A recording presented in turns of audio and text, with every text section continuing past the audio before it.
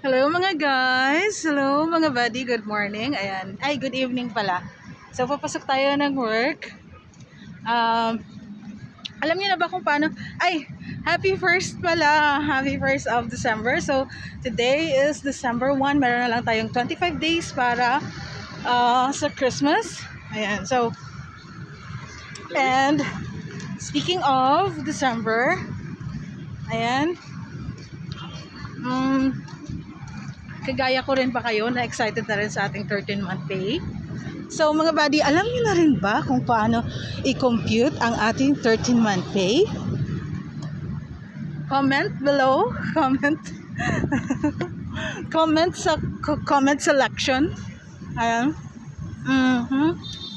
So based on my knowledge, yung 13-month pay natin is i-compute natin sa yung minimum na sahod natin sa 8 hours, yung dahil minimum wage earner tayo.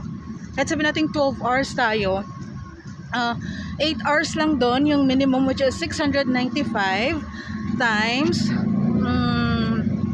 kung ilang days yung pasok natin sa isang buwan. So let's say meron tayong 13 days na pasok sa isang kinsenas. Kasi di ba may day off tayo. So sa isang buwan meron tayong 26 days.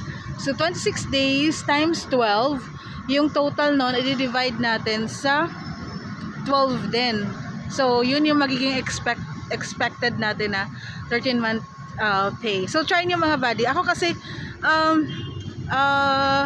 nilagay ko lang doon kasi yung pasok ko as 13 days lang siya eh. So 13 days papatak din siya ng 18,000. Ayan. So, yun.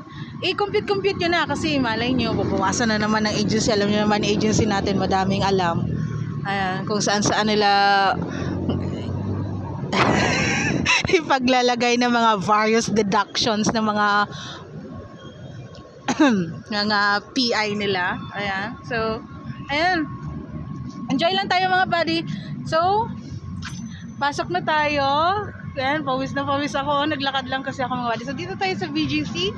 Ayan, yung likod ko yung Uniqlo 30th. Truck 30th. Ayan. So, dito lang ako banda. Ayan.